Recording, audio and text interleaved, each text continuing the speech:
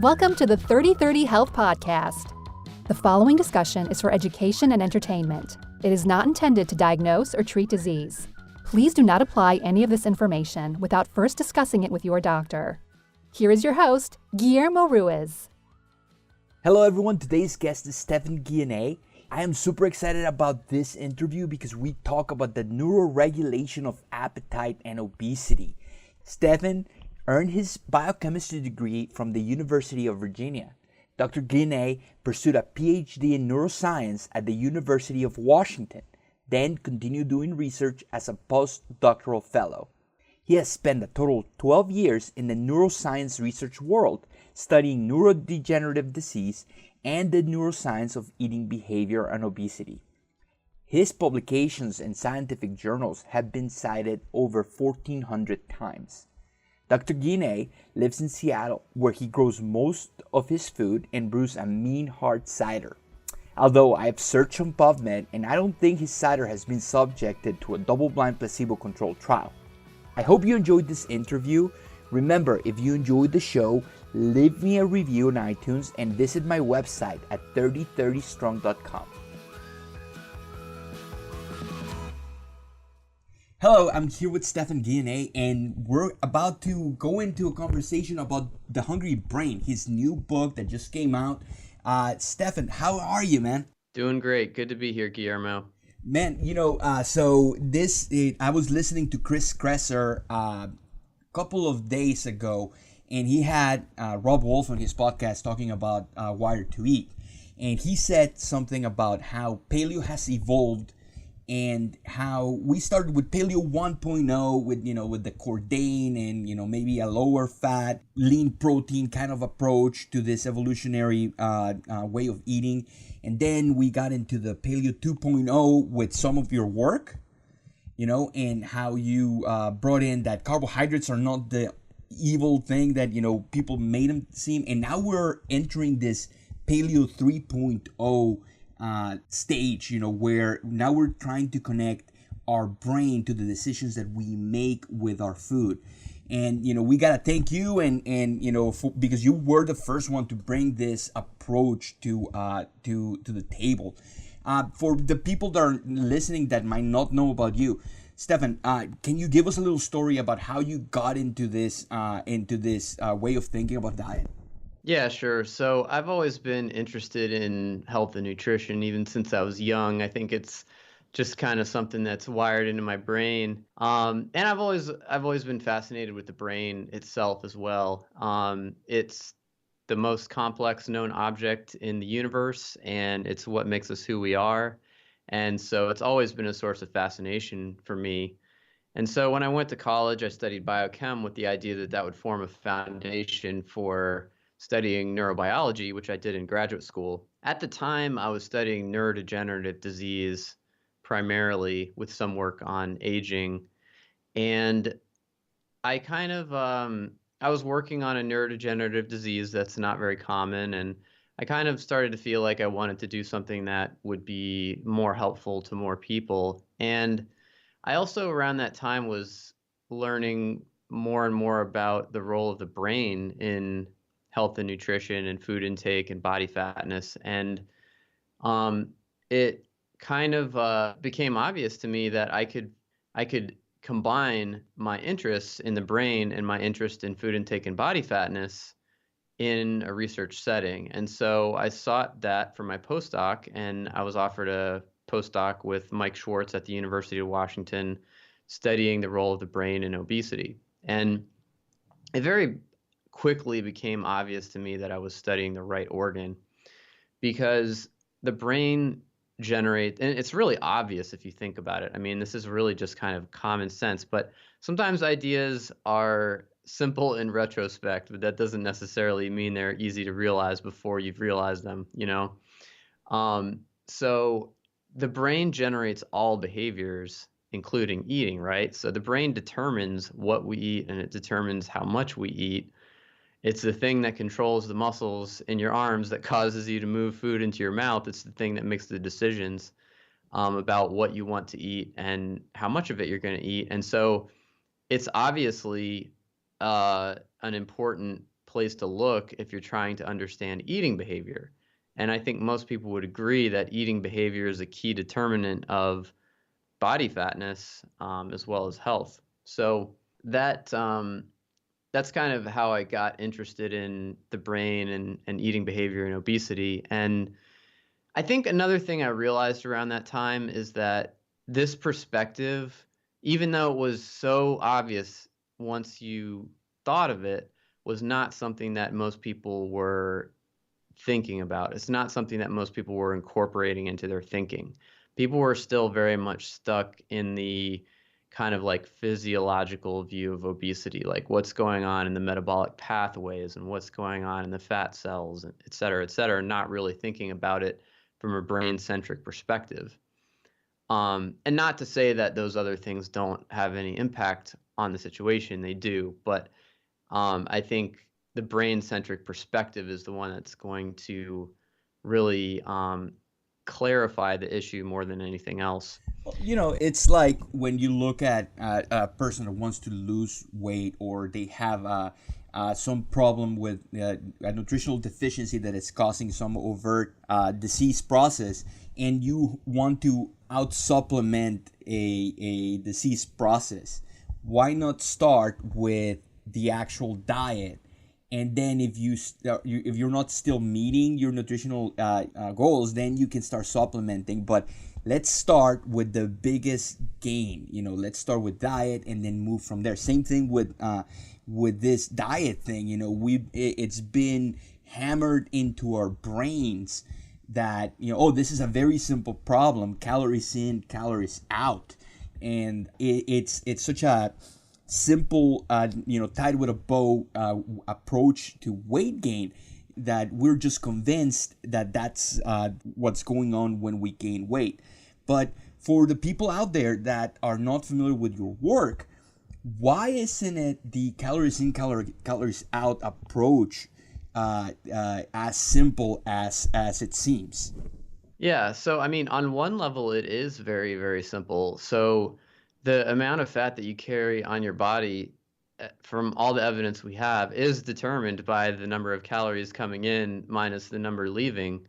So on that level, it actually is very simple, but simple doesn't mean easy. So I mean, I think that the thing that so when you go from that fact, that evidence showing that calories determine body fatness, you can't just make the logical leap and say, well, that means that counting and controlling calories is the best way to modify body fatness. I think that's not necessarily a logical leap that we can make. The problem is that is the logical leap that we make, and there's a big market right now for calorie counting apps. Or you go to any restaurant now, and you can get how many calories are in each one of the items that you're buying. Yeah, that's right. And you know what? There are people out there who control their calories and they count their calories and they make it work. But I mean, there have been a lot of studies on this over the years. And what we know is that giving someone advice to monitor their food intake by counting calories in order to lose weight is not a very effective weight management strategy. It really has a pretty modest effect in the short term and virtually no effect in the long term. And I think the problem is that it's just not the way that the human brain is designed to interact with food. Like, our ancestors didn't have spreadsheets where they counted up their calorie intake and counted up their calorie expenditure and balanced them, and that's why they were lean.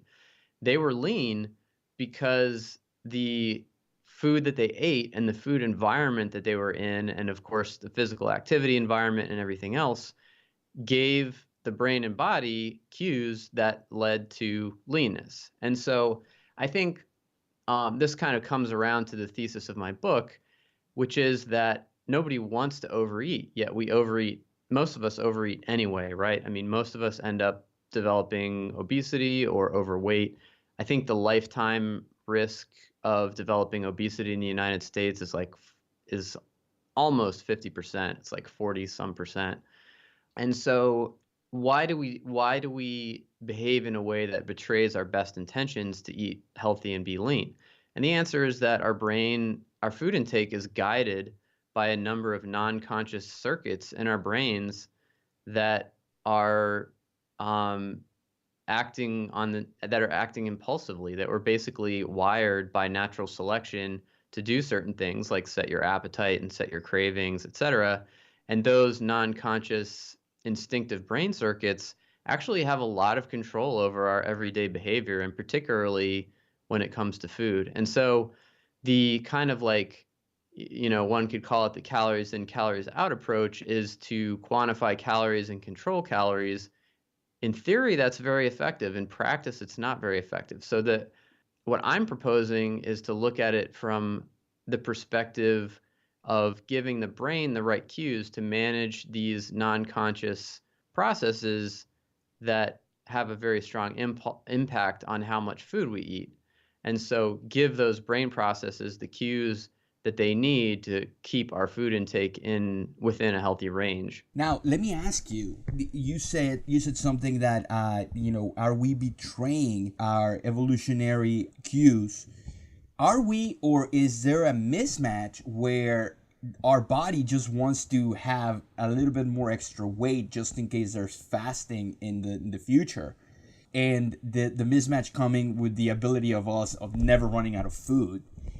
Do you think that this like food scientists or these companies making these very palatable foods are taking advantage of this brain pathways in order for us to consume more of their products? Yeah, absolutely. I mean, if you look at the trajectory of human food, what you see is that it's gradually evolved in a direction that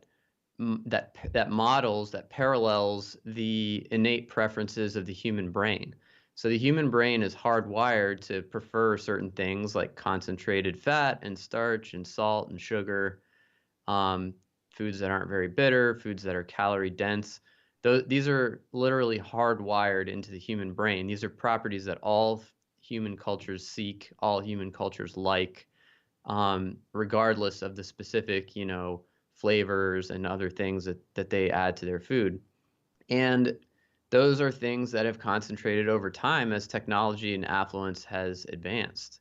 So I think one of the best examples, I mean, you could go through this kind of reasoning that I'm about to do with many different food properties, but I think glutamate is a really good example. So glutamate is that meaty umami flavor that's in soy sauce and bone broth and monosodium glutamate. So the original source of glutamate was cooked meat. And that's probably why our brains are wired to enjoy glutamate. That's a signal of a, calorie dense food that could have supported calorie dense, high protein food that could have supported the rigorous lifestyle of our distant ancestors.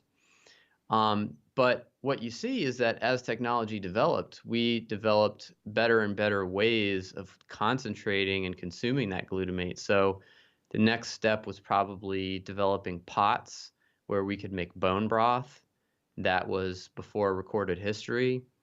And next, people started learning how to make sauces. Like garum is an ancient Roman fish sauce that the Romans were eating 2,000 years ago that very much resembles modern day fish sauce that you can get at Asian grocery stores. Soy sauce was developed thousands of years ago. So those fish sauce and soy sauce are concentrated sources of glutamate. And then as technology and affluence continued to proceed, that culminated in the isolation of the quote unquote active ingredient in all of these meaty, savory foods, which is glutamate. That was identified in 1908 in Japan. And monosodium glutamate has been, the crystalline savory food additive ever since. Monosodium glutamate is basically to cocaine as bone broth is to, or I should say, monosodium glutamate is to bone broth as cocaine is to coca leaves. So it's basically you're taking the active ingredient, the thing that spikes dopamine in the brain and that motivates us, and you're concentrating it to the highest degree possible, literally to the highest degree possible. And so you see the same thing happening with sugar. You see the same thing happening with added fats. You see the same thing happening with refined starches over time in our culture. And so basically, the march of progress of affluence and technology has allowed us to concentrate these active ingredients that the brain is hardwired to be motivated by and to enjoy. And that, yeah, that's definitely had an impact on our eating behavior. And obviously, the food industry uses these tools because, you know, if you're trying to sell somebody a food, what are you going to do? Are you going to sell them plain celery sticks that doesn't really have the things that motivate the brain? Or are you going to combine these properties into a food that is as motivating as possible and drives purchase and consumption behaviors to the maximum extent possible? I mean, if you don't do that, if you do not use those tools to the maximum extent possible to drive purchasing and consumption behavior, you will go out of business. So, I mean, it's hardly even possible to exist in the modern processed food market unless you're using these tools that unintentionally also drive increased food intake and body fatness. And even if you're selling carrots or celeries, you can go to the store and buy pre-washed, cut into little celery sticks or baby carrots. And that's taking away, one more decision-making step. And, a little bit of calorie expenditure, it might be, inconsequential. But then when you start adding up all of these little shortcuts plus palatability, then you start tipping that scale literally, and you begin gaining weight. It's fascinating how intrinsic and how into our brains this is. It's fascinating. Yeah, that's right. And there are a lot of processes that are happening on a non-conscious level in the brain, which by definition we're not aware of. But a lot of them are following if you really sit back and think about it, they're following pretty logical and common sense rules. Like, if something has the properties that I'm hardwired to want, I should be more motivated to get it, and I should eat more when I get it. And also, when something is really easy to get, when there's very little effort barrier, I should be more likely to get it and more likely to eat it. So yeah, I mean, I think convenience, like you're saying, is another huge factor. And that's another one that, convenience is another hardwired preference of the human brain. And so not only have the food properties that we have hardwired preferences for become more prevalent over time, but the convenience that we have a hardwired preference for has become more prevalent over time. And you see that throughout our lives. It's not just in our food, it's in our transportation. It's in all of the things that we used to have to use physical labor for, like washing clothes, washing dishes, transportation. All those things have been mechanized now to satisfy the human desire for convenience and not having to unnecessarily expend energy. And so, yeah, having effort barriers to eating, even very small ones, like having to peel an orange or having to shell peanuts, those are things that the brain factors in to its decision-making process. And you may not be aware of it consciously, but it's factored in and it determines your drive to eat that food. So, so instead of thinking of this as our brains betraying us and doing things that are against our evolutionary upbringings, we should see this as people smarter than us exploiting evolutionary pathways in order to make us consume more calories. Well, I mean, I think it is betraying us to a large extent. And I mean, first of all, the brain's doing exactly what it's supposed to do. Yeah, There's exactly. nothing broken. There's nothing broken there. I mean, the brain is doing what it evolved to do over millions and millions of years, which is to get you to eat food with certain properties, and those are the properties that sustained your distant ancestors in terms of their energy intake and their nutrient needs for survival and fertility. But I think that it does betray us in the sense that I think it betrays us in the sense that we have these conscious, rational goals. Because, I mean, human beings, we're not just impulsive, instinctive, non-conscious beings. We have these rational, conscious parts of our brains that have positive, rational, long-term goals, like being lean and healthy and having enough money for retirement. And, we have all these kind of like abstract, high-level goals, how we want to look for, in a bathing suit this summer, et cetera, et cetera. And so we have those goals, but we often don't behave in accordance with those goals because of these non-conscious brain circuits. So we feel tempted by the chips and salsa, we feel tempted by the donut, we feeling a little lazy, so we drive our car instead of riding the bike. We spend more money on things than would be optimal in terms of our credit card bills and things like that. Those are all examples of internal conflict happening in our brain between those conscious rational goals and those non-conscious impulsive goals. And so, yeah, I do think we have these impulses that betray our best intentions of creating a life for ourselves that's truly sustainable and constructive. And I think that to create the life for ourselves that we want, we have to manage these non-conscious impulses and try to recruit them to help us instead of having them fight us. And you have to understand what they are and how they work to do that. But at the same time, I mean, I agree with what you said, that there's exploitation happening, and that's one of the things that I wrote about in my book, using an analogy of the cuckoo, which is a parasitic bird that exploits its host's natural instincts. And basically the point is that if you know how an animal is hardwired, for example, if you know that humans are hardwired to prefer certain food properties, you can exploit those preferences for your own gain. And that's what the food industry does. It exploits our hardwired food preferences for its own gain. But I want to be clear here that, I don't see the food industry as some like evil empire. I don't think that they're trying to make us fat. I don't think there's a conspiracy. I think what they're doing is responding to consumer demand. I mean, consumer demand, the hardwiring of the human brain is what creates this consumer demand that, in the context of our competitive free market economy, basically forces them, at least forces the predominant, market forces and the predominant foods that are available to be these kind of foods that promote overeating.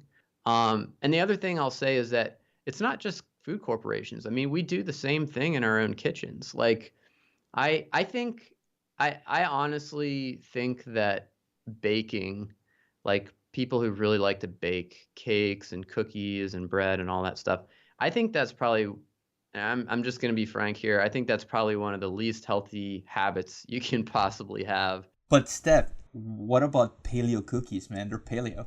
I think that's a scam. There's no such thing as a paleo cookie. I think that's like absolute nonsense. But anyway, I think that, and I understand why people bake. Like, it's food that it tastes good and it's comforting, and people use it to display affection for their families and their friends. Like, I totally get it. But at the same time, that's an instance of us satisfying our own innate food preferences to such a degree that it can lead to pathology such as excess fat accumulation and health problems, not just for us, but also the people that we give it to. So I think that we do it to ourselves too, although I think the food industry is particularly good at it. And like with your example of MSG, monosodium glutamate, it was discovered almost as an accident, where they started synthesizing that because I think the wife of the guy who invented it would make this very umami soup with some sort of algae, and then he started investigating it, and then he basically made a powder form of it. And, so it was a reactionary response of a problem. And now, it's really easy to add MSG to any dish and make it taste better. So no, the industry is doing what we ask them to do. We want better tasting food that is cheaper and easier to get, and that gets us into this problem of overeating and overconsumption. And no, totally. I have a question for you, and this is completely empirical. Everyone has nieces and nephews, or I used to work at an emergency room for children, and I started noticing that kids would not like very complex flavors. They would, the typical, chicken nuggets and fries diet. And then I started noticing that as I started noticing my peers, the older they get, the narrower the palate they had, they tended to be a little bit more overweight. Do you have any insight into that, or have you noticed that? So, okay, I'm trying to understand your question. So there were two things here. The first is that why do kids prefer simpler foods? And the second one is if that trait carries over to adulthood. Oh. Yeah, and we start seeing that the people that make safer choices, or your typical grilled cheese and a soda, or they don't want to try out sushi. I tend to see like these people are a little bit more overweight than a person that has a more expanded palate, that eats a bunch of things, which is a little bit counterintuitive, because you would think that if you like a bunch of things, that means that you're eating more than a person that only has certain very specific things that they like. Yeah. So I don't know. I'm not really sure. I don't know whether that's something that would apply to the general population. Like if you did a study, if you would really see a clear association there, or if that's just something that happens to be true in the sample that you're familiar with. One thing I'll comment on. So I guess my answer to that, it really is that I don't know. But one thing I'll comment on that I think is interesting that's related to this is that people have our food preferences are something that is partially genetically determined, and and also determined by the environment, obviously. But it's a lot of these are fairly stable traits over the lifespan. So you can measure things like a person's motivation for highly palatable food, and you can measure that when a person's a young child, and you'll be able to see that that is a stable trait that persists for many, many years, and that also associates with the tendency to gain body fatness. So people who are more highly motivated by highly, calorie dense, palatable foods, especially relative to non-food items like a magazine or a computer game or whatever else you could be doing, those are the people who tend to gain weight over time. So I think there's a very strong genetic component to this that strongly influences how we interact with food over the course of our lifespans. But I think also, these are things that develop as children. Our food preferences develop in part as a result of non-conscious learning processes in the brain. And this is something called food reward that I've written about extensively, including in my book, The Hungry Brain. Essentially, everybody around the globe likes fat and likes sugar and likes salt and starch. But that doesn't mean that you necessarily would like traditional, Chinese food from some small town in some, mountain region of China. And it also doesn't necessarily mean those people living in China are going to enjoy stinky French cheese or, stuff like that. Those flavor preferences, the preferences for the flavors that are unique to your own cultural surroundings are things that develop as a result of reinforcement learning when they are repeatedly associated with these other very basic properties that the brain seeks, like salt and sugar and starch and fat. And so, and it's a Pavlovian process, just like Pavlov's dogs learn to salivate when the bell was rang, you learn to salivate when you smell some odor that has previously been associated with fat or whatever, whereas to someone else it might be a neutral odor or stinky if they have never eaten that food and made that association. So anyway, this is to make a short story long. The point I'm getting around to is that what we feed our children in particular has an outsized impact on their food preferences throughout life. And so that's kind of a leverage point, I believe, for raising healthy humans. Speaking of Pavlov dogs, what do you think about artificial sweeteners? Do you think we're having a cephalic response to the sweetness, and we're processing it in our brain as if we just received a bolus of glucose? Yeah, that's a good question. So I think that the brain, on some level, definitely knows the difference between artificial sweeteners and regular sugar. At least rodents do, for sure. Um, because you can show that rodents can't really tell the difference between the two when you first give it to them. So in the taste on the tongue, in the mouth, that sweetness, they like it, they want it. But if you keep giving it to them over time, eventually the brain figures out that there's no calories in the artificial sweetener. And the rodents will not develop a long-term preference for it to the same degree as they would develop a long-term preference for actual sugar.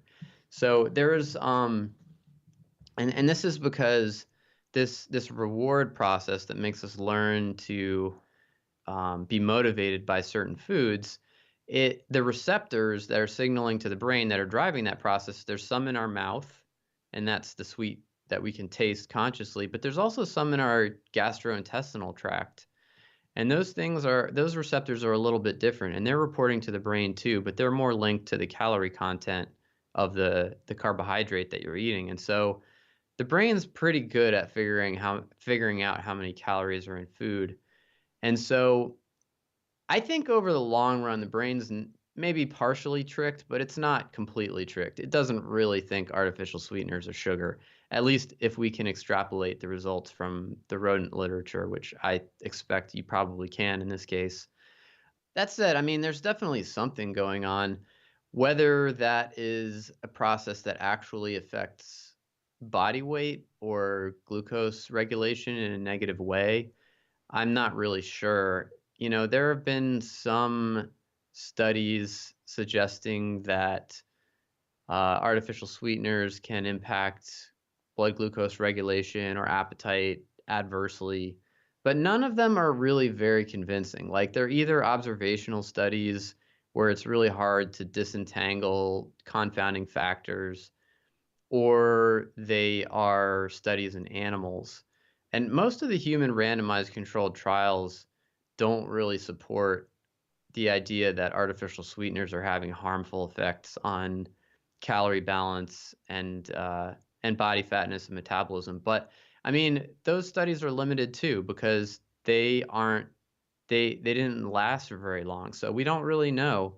We don't really have a very clear picture of what would happen to a person over a year, over multiple years of consuming artificial sweeteners, and particularly as compared to regular sweetened beverages. My suspicion, and I don't feel very confident about this, but my suspicion is that artificial sweetened beverages are going to be less fattening and less likely to lead to diabetes and cardiovascular disease than regular sugar sweetened beverages.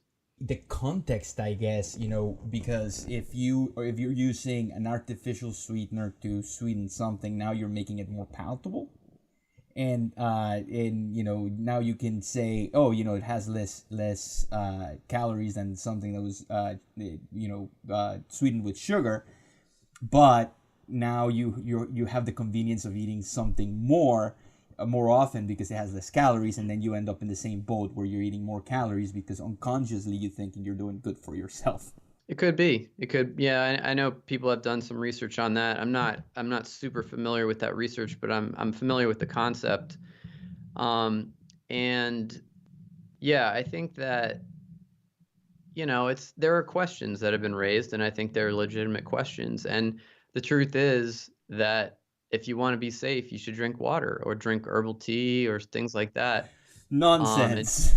just just don't even go there. Like, I personally, I don't drink any of that stuff. I don't drink sweetened beverages. I don't drink artificially sweetened beverages. I think it's honestly kind of pathological that we expect that everything that enters our mouth is going to entertain the palate, Like, that's not how our ancestors lived, and I think it's kind of part of our overstimulation culture that's not just about food, but it's about our entertainment, and it's about um, everything that surrounds us in our everyday life. That is, that is so powerful because indeed, we are we have an expectation of being entertained and comfortable 24/7, and that is something that we with modern societies, we've basically programmed ourselves to expect. I just flew across, the States, and I was in a very small plane and very uncomfortable seats, and I was just, cursing the whole time, because I was so uncomfortable. But if you think about it, we are not meant to be 100% fed and comfortable and hydrated 100% of the time, and that's very important. Yeah, I totally agree with that. And I think having some discomfort is healthy, both psychologically and physically and physiologically.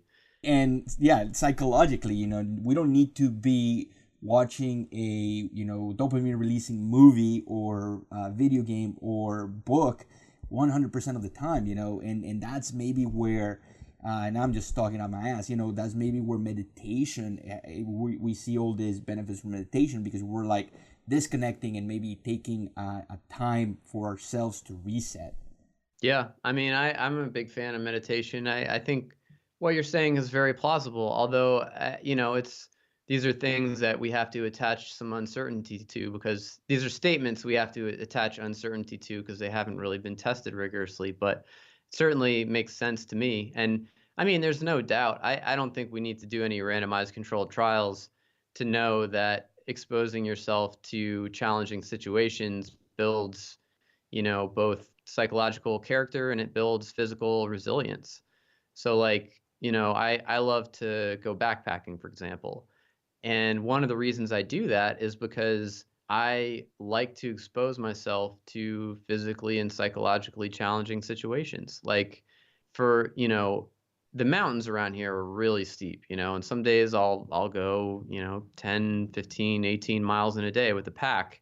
And then I get to my destination and it's like I set up a tarp and it's cold, and cooking is kind of a pain, and it's a beautiful setting. Like, I'm enjoying myself. Don't get me wrong. It's not like I'm not enjoying myself, but it's the kind of situation where you have to deal with some adversity to enjoy where you are. So you're dealing with physical activity stressors, you're dealing with temperature stressors, you're dealing with insects, you're dealing with psychological stressors of, is it going to rain? Is it going to get my sleeping bag wet? These mosquitoes, et cetera, et cetera. And I think that that's really important. Like, I don't want to be the kind of person where when I'm, 50 years old or 60 or 70, I have to always be, sleeping in a Tempur-Pedic mattress and, have all my little life's comforts and have the thermostat set to 70. Like, I don't want to be that person. I want to be the kind of person where I can set off on an adventure anytime I want and I can handle it. I can crash on somebody's couch. I don't need all of these, like, things, the trappings of life that we grow to expect in our extremely coddled lifestyle. And I think that part of that is relates to health because it's developing physical resilience as well through physical activity and exposure to different levels of temperature, different levels of energy balance, for example, etc.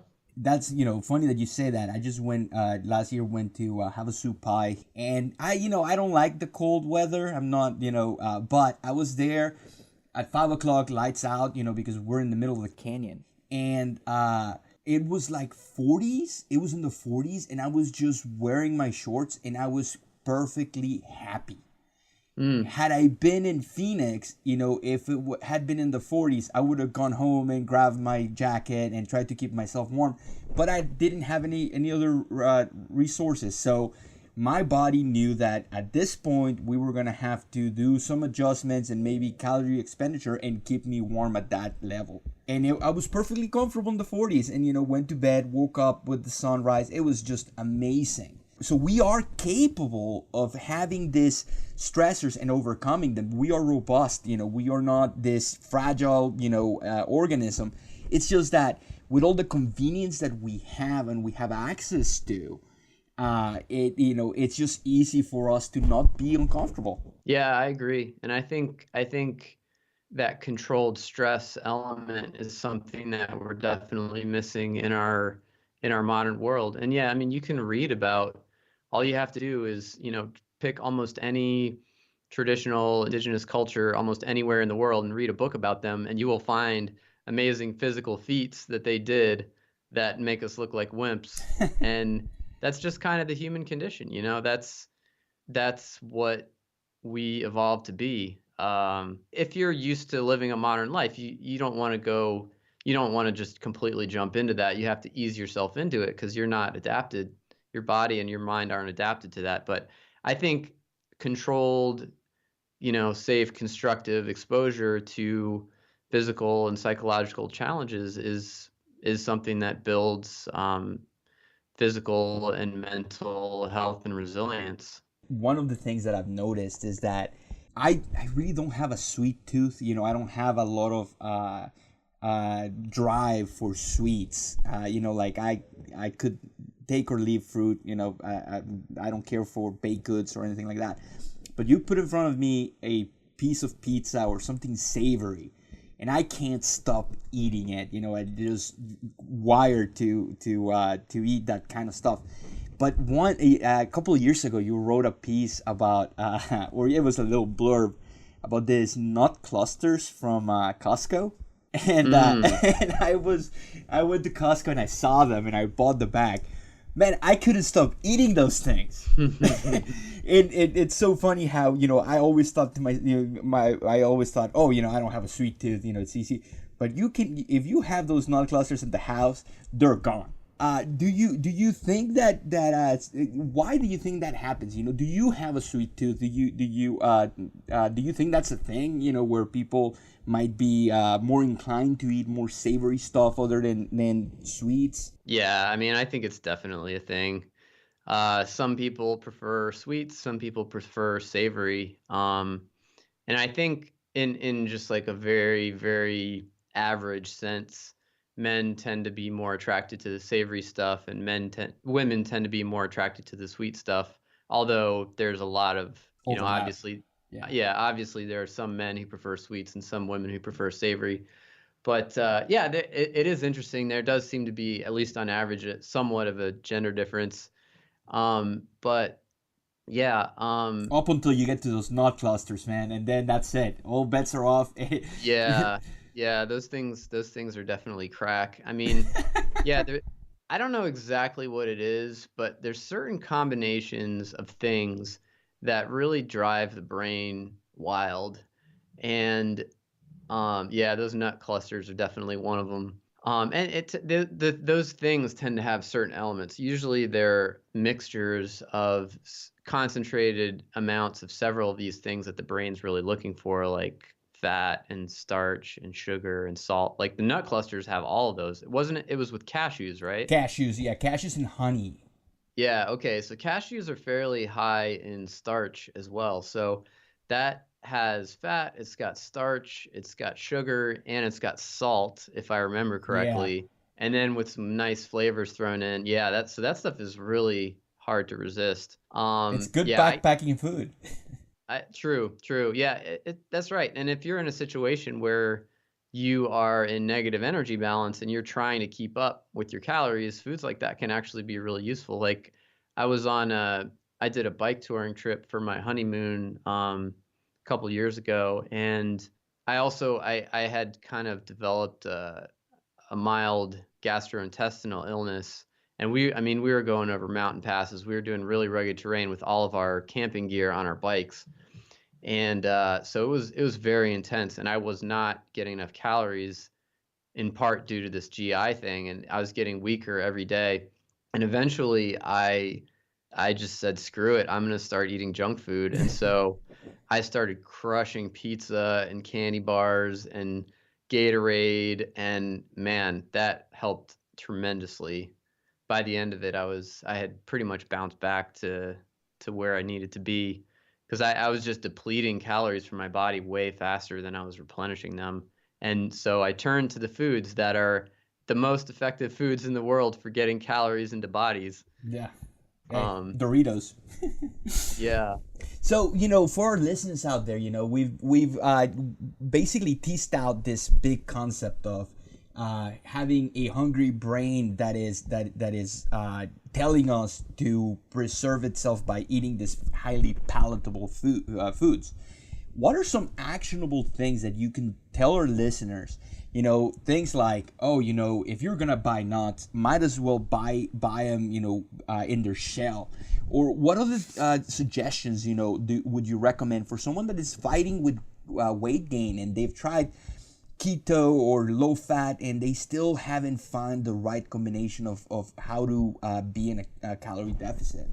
Yeah, so there are a couple different approaches you can take, and I outline a number of things in my book, and I'll just touch on a couple of them here. One of them is modifying your food environment. I think that's very, very important to send your brain the right cues that don't trigger an excessive drive to eat. So our brain is very responsive to the cues in our environment, especially the food cues. And so if you present foods where there's a very low effort barrier to eating them and they're very, very tempting foods, that's going to create a very, very strong drive, very, very strong craving to eat those foods. On the other hand, if the foods are not that tempting and there's an effort barrier, not only will it be physically harder and more time consuming for you to eat those foods, but you literally will not want to eat them as much because of that non-conscious valuation process that's happening in your brain. And so I think that taking a typical food environment, which is like you got chips on the counter and there's popcorn and there's soda and there's visible like cookies and things that are easy to grab, and turning it into one where you have things that require a bit of effort, such as nuts and shell, like peanuts that are not salted. So that makes them a little less palatable, and it makes you have to work for them to eat them. And it slows down your intake so that you're probably not going to eat unsalted in-shell peanuts unless you're actually hungry, and you're probably going to stop when you're full. Things like fruit, like oranges that you have to peel to eat. And then everything else in your kitchen would be foods that require cooking to prepare. So if you want to eat more than unsalted peanuts and an orange, you're going to have to actually turn on the stove and cook yourself something. And you're probably not going to do that unless you really want it, unless you're really hungry, So I think controlling your food environment, and at work too, obviously, is a big one. You can wipe out a lot of progress with a few donuts at work that somebody brought in for a meeting. So controlling your food intake at work is important too. And it's tough because not everyone shares your goals. And so you may have to negotiate with people and ask for their help. But, it's better to try than just to accept the situation and say, there's nothing I can do about this. And these recommendations go they're almost opposite of the whole 7 days, seven meals a day, and easy to carry 100 calorie pouches, and that's where people can get a little bit frustrated. But it's all about setting your environment to put you in the right side of your goals. Yeah. That's right. And I think also, obviously, another thing that people struggle with when they're trying to control their weight is their hunger. And so there are things that can be done. And hunger, of course, is a sensation that's created also by non-conscious brain regions. And this is something that I talk about quite a bit in my book. You don't decide to be hungry. Hunger is just this thing that arises that you feel, and that pushes your behavior in certain directions. And so, where does that come from, and how does it work? Well, one part of the equation is that there's a part of your brain called the brainstem that determines your meal-to-meal satiety or feeling of fullness as the meal progresses. And so basically what happens is there's all these sensors in your stomach and in your digestive tract that measure the volume of the food that you just ate, as well as its chemical composition in terms of the amount of carbohydrate and starch and sugar and fat and salt that it contains, what its calorie density is, are there any bitter compounds, anything that is aversive in there. And all those signals go back up to the brainstem, which integrates all that information into a sensation. Well, it's more than a sensation, it's a motivational state of satiety or fullness. So basically, once as your meal progresses, you take in more and more of this food, that signal builds up in your brainstem, and eventually it builds up to the point where you lose your motivation to eat additional food. You physically feel full. But the truth is that the feeling of fullness, it's not, it feels like this just kind of direct sensory thing of your stomach being not having any more room, right? It feels like your stomach doesn't have any more room. But that's not actually what's going on. Satiety is not in your stomach, it's in your brain. It occurs when your brain thinks that you've eaten enough at a meal, regardless of how much food, how much room is left in your actual stomach.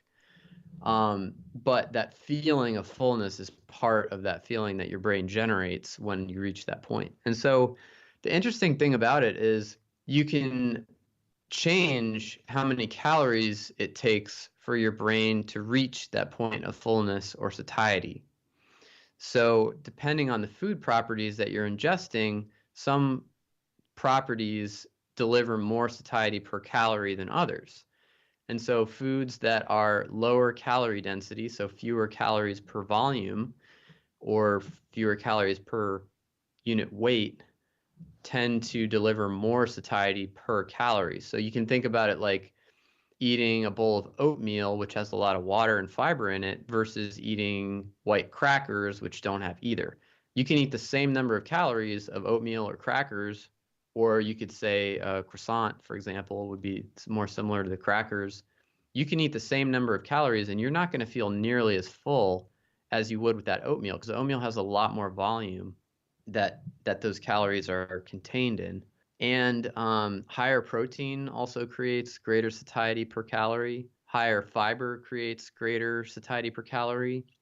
And lower palatability or the seductiveness of food, that will create greater feelings of satiety per calorie. Because basically your brain, when you're eating a palatable food, what that means is that you're eating a food that your brain recognizes intuitively as being highly valuable based on how your brain is hardwired. Or I should say just based on how your brain is wired, because some of it's not hardwiring. And so what does your brain do when it tastes something it really, really likes? It starts taking steps to make sure that you can get as much of it in as possible.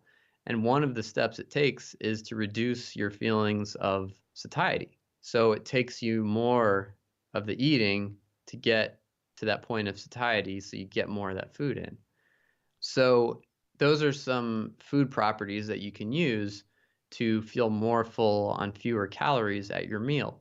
And if you put this all together and you think about what are the foods that meet these criteria, these tend to be simple whole foods that are similar to what our ancestors would have eaten. Things like fresh meats and fruits and vegetables and eggs and tubers like potatoes and sweet potatoes, whole grains, not so much bread, which is fairly calorie dense, but things like rice, um, beans.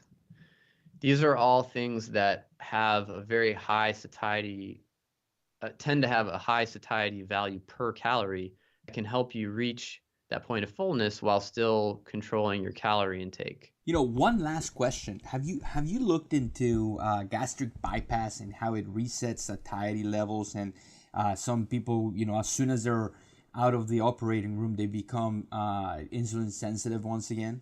Oh yeah, I mean that's an extremely interesting topic because one of the things I talk about in my book is this system that regulates appetite and body fatness in the brain and how it makes it very difficult for people who are obese and overweight to lose weight because their brain will basically trigger a starvation response once they start to lose weight, and then they tend to regain because of that response. We see this, all types of diets, low carb, low fat, portion control, people tend to regain for this reason. And so the big question is, how can we bypass this or eliminate this response, or is it even possible to? And it turns out that there is one way that works really, really well at bypassing this or eliminating it, and it's gastric bypass surgery.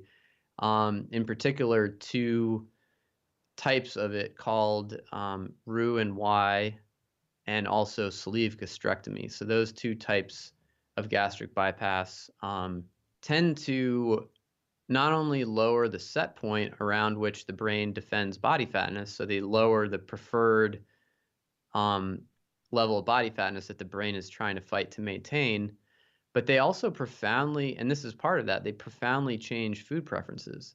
So people who undergo Roux-en-Y gastric bypass tend to, after that, they really lose their desire to eat rich, fatty, starchy foods, and they become a lot more interested in vegetables and fruits and other lighter foods. And you might think, well, oh, this is a conscious decision that they made to make the most of their surgery, but you see the same thing in rodent models of gastric bypass. So this is not just a conscious choice. This is a reprogramming of the gut-brain communication pathways that influence our food preferences and our calorie intake. So there's something very, very profound that's happening there. And as you noted, it also has a profound impact on blood glucose regulation. Gastric bypass generally puts diabetes into remission. It pretty much cures type 2 diabetes in most cases. Although there's a big debate happening over whether there's some like hormonal effect happening there or if it's just because of the calorie restriction, because we know calorie restriction can profoundly improve blood glucose regulation. So I think right now the calorie restriction camp is winning, but we're not entirely sure about that yet. But the truth is we don't really understand why gastric bypass has such profound effects on the brain and on food intake and on food preferences. We do know that it can't be explained solely by having a smaller stomach or by malabsorption of calories. There's been a lot of research on that. Those don't really offer a compelling explanation for the effect. But there's something happening, whether it's the nerves that connect the gastrointestinal tract to the brain, or whether it's the hormones that it releases that go to the brain. No one's really figured out exactly why it happens, but there's something that happens that profoundly alters the process of food intake and food selection and suggests that there's a mechanism there, there's a pathway there remaining to be discovered that we could exploit to have a very powerful positive impact on our waistlines. And hopefully less invasive. And hopefully less invasive. That's exactly right. And in fact, the NIH right now, National Institutes of Health, is investing large amounts of money funding researchers to try to understand this precisely so that we can develop less invasive ways of getting the same benefit. Yeah, and it's fascinating, that you can have so many changes, physiological changes, just by reducing the size of the pouch. And at the same time, we can, there's case after case after case of people that have had gastric bypass that either break through the staples or pop the band because they're the pressures of the food choices that we have override all those changes. So it's just insane. Stephan, this has been such an amazing interview. Love your work. When I met you last year at AHS, I was fanboying a little bit because I've been reading your stuff for such a long time, and I started in this paleo thing through the gateway drug of Gary Taubes. And then you came, and then you just through my readings, I've stumbled upon your blog, and then the rest is history, I guess. Thank you so much. Your book is fantastic. I consumed that book on my flight over to Florida, and I can't wait to see. Are you going to be at any of the conferences this year? I'll be at the Ancestral Health Symposium. Awesome. Yeah, so I'll definitely see you then, and hopefully we can geek out a little bit more, and you can introduce me to Dan, and then we can go out for NorCal Margaritas with Chris Masterjohn and just geek out over all this fantastic topic. Where can my listeners find you?